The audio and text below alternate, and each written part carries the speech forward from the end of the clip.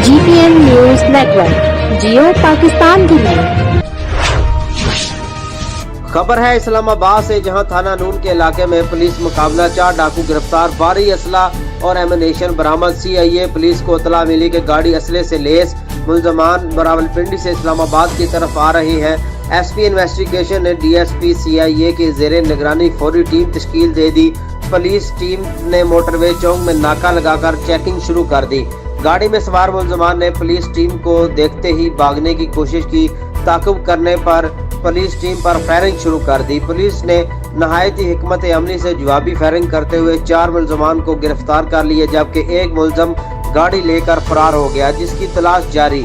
मुलजमान में मुस्ताफी उर्फ फरीद, अमल खान, ज़िबाउल्लाह और यासीन उर्फ तारक शामिल हैं। मुलजमान से 1 क्लैशनकोफ, 3 पिस्टल्स और 2 हैंड ग्रेनेड बरामद कर लिए गए।